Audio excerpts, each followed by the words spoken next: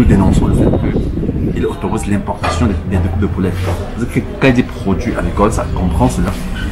Et nous souhaitons qu'il gratifie cela et qu'il se limite uniquement à l'importation des poussins.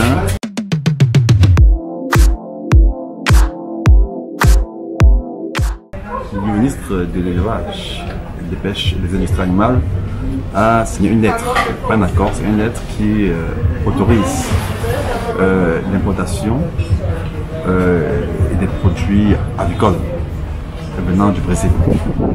Et nous à la Ligue camerounaise des consommateurs, nous pensons qu'il fallait qu'il précise qu'il s'agit uniquement des poussins.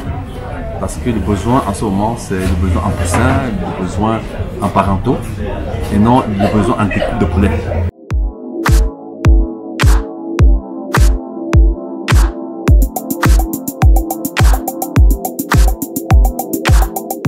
Il est question de diversifier les sources d'approvisionnement en intrants avicoles. Donc, vous savez, les poulets de chair manquent cruellement sur le marché en ce moment et nous dépendions des pays européens. Donc, c'est pour cela que nous avons essayé de diversifier les sources d'approvisionnement en allant vers le Brésil qui est un très gros producteur mondial de volailles. C'est pour cela que nous sommes retournés vers le Brésil en ce moment. Il n'est pas question donc d'importer des poulets congelés ou quoi que ce soit. Nous, on voudrait résoudre une situation actuelle, résoudre le problème actuel. On voudrait donc très rapidement voir si c'est possible de faire venir au moins les œufs à couver et subvenir aux besoins des agriculteurs locaux actuels.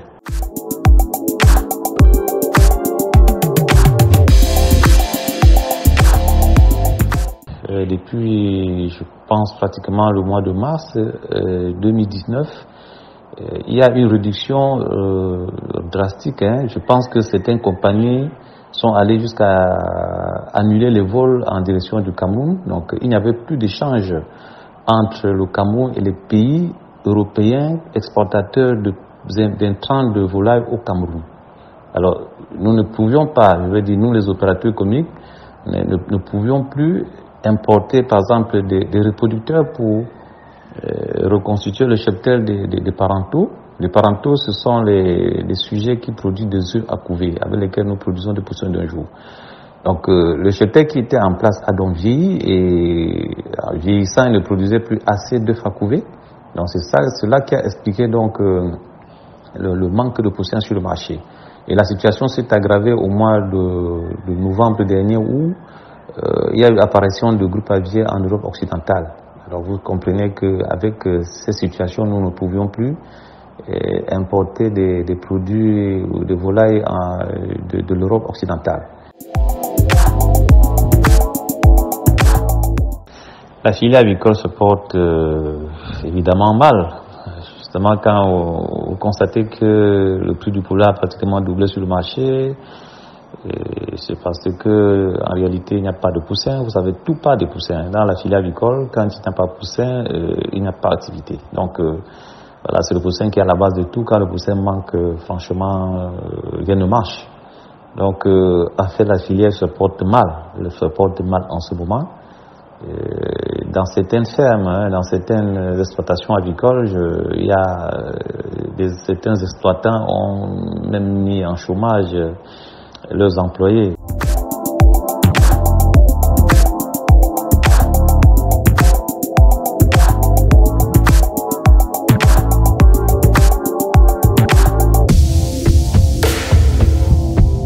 Ce qu'il faut apporter comme réponse à ce problème, c'est de mettre en place ce qu'on appelle les grands parentaux au Cameroun. Alors, les grands parentaux, c'est si vous voulez, ce sont les parents des parents. Donc, après les grands-parents de ce que nous mangeons comme poulet de chez aujourd'hui. Il faut mettre en place des grands parentaux, ce qui nous évitera de dépendre tout le temps des pays européens pour l'approvisionnement en reproducteurs chers, ou pontes de toute façon. Donc, c'est ça la solution durable. En fait, il serait question de prendre juste les grands parentaux, n'importe où au monde, et puis on produit des parentaux. C'est la solution la plus durable qu'il faut, qu'on apporte pour résoudre d'une manière définitive ce problème. Et Et là, il faut bien que le gouvernement appuie cette initiative et aide les opérateurs économiques locaux à le faire.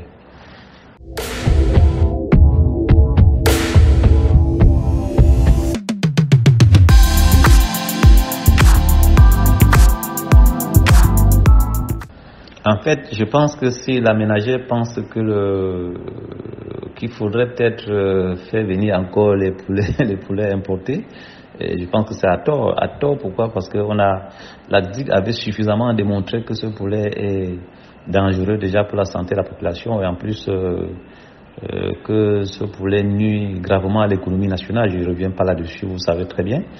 Mais par rapport au prix, le prix du poulet ne dépend pas de nous, hein, le prix du poulet dépend des matières premières, donc du maïs, du toutou de soja et autres.